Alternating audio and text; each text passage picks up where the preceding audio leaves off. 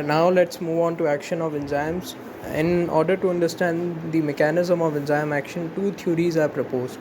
सही है, आपके पास दो थ्योरीज हैं जिसके अंडर हम एक्शन ऑफ एंजाइम को मतलब डिस्कस करते हैं, और हम उसको डिटेल में जब पढ़ते हैं तो हमें पता चलता है कि जो एक लॉक एंड की मॉडल है और एक आपके पास इंड्यूस्ड फिट मॉडल है, इन्होंने बताया था एंजाइम एक्ट कैसे कर रहा है, रिएक्शन के अंदर अकर तो हो रहा है लेकिन उसका एक्शन कैसे है वो इन्होंने एक्सप्लेन किया था लॉक एंड की एंड इंड्यूस्ड फिट मॉडल के ज़रिए।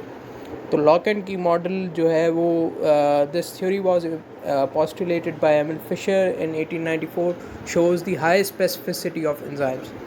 ठीक है, एमिल फिशर ने 1894 के अंदर इसको प्रपोज किया था, इस थ्योरी को, जिसका नाम है लॉक एंड की मॉडल। यहाँ पे स्पेसिफिसिटी ऑफ एंजाइम को जो है वो डिस्कस किया गया था। This theory explains that an enzyme and substrate possesses specific complementary geometric shapes that fit exactly into one another like the key and lock।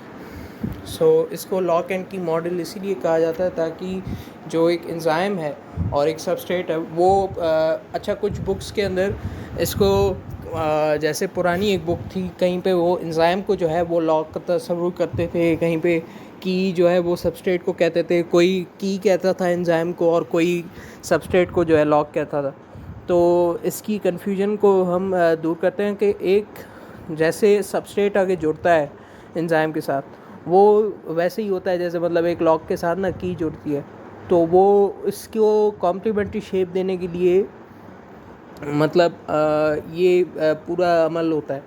तो आपके पास ये सिमिलर बात की गई है। This theory explains that the enzyme and substrate possess specific complementary geometric shapes that fit exactly into one another like a key into a lock। Only the correct size and shape of the substrate, the key would fit into the active site or the key hole।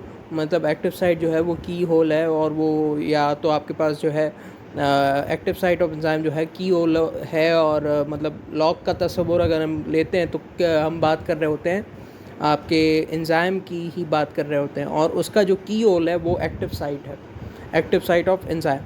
अब substrate को हम यहाँ पे की जो है consider करेंगे as shown in figure 6.5, यही बात हो रही है। However, it does not explain the stabilization of the transition state that enzyme can achieve। अच्छा, यहाँ पे जो स्टेबलाइजेशन है उसको एक्सप्लेन नहीं किया गया है कि मतलब स्टेबल होगा या नहीं होगा, या वो जो उसकी ट्रांजिशन स्टेट है वो मेंटेन रहेगी या नहीं। लेकिन आपके पास जो है एक मैकेनिज़्म बता दिया गया है कि सबस्ट्रेट आके जुड़ता है एंजाइम के साथ, और लिहाजा वो जो है लॉक एंड की मॉडल जो depending on the specificity of enzyme वो आके जुड़ता है, और मतलब ये आपके पास लॉक एंड की मॉडल तस्वुर होता है। इंड्यूस फिट मॉडल, ये दूसरा मॉडल था जो कि डैनियल कॉस्टलैंड ने दिया था 1958 के अंदर। यहाँ पे एक्सप्लेनेशन ये दी गई थी कि एक्टिव साइट जो है वो कंटिन्यूसली चेंज करता है और शेप जो है वो उसको चेंज करता है जब तक सबस्ट्रेट जो है वो बाइंड नहीं होता उसके साथ। मतलब शेप ये कंटिन्यूसली चेंज करेगा, लेकिन जब तक सबस्ट्रेट इससे बाइंड नहीं होगा तब तक ये जो है active site continuously shape change करता रहेगा, शेप ऑल्टर करता रहेगा, या ऑल्टर चेंज एक ही बात होती है। आपके पास सिमिलर चीज़ दी गई है रिएक्शन के अंदर। अब यहाँ पे एंजाइम दिया गया है और यहाँ पे एक सबस्ट्रेट हैं दो जो कि आके इससे जुड़ते हैं, और एंजाइम सबस्ट्रेट कॉम्प्लेक्स बनाते हैं और फिर प्रोडक्ट की शक्ल में वो बाहर आ जाता है। मतलब वो एक ओवरऑल रिएक्शन को बताया कि कैसे वो अकर होता है। तो it also says that active site of enzyme is flexible.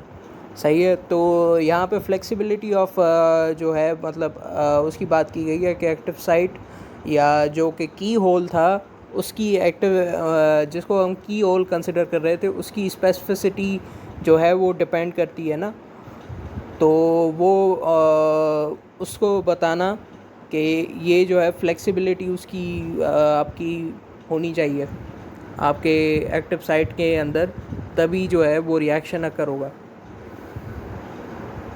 अब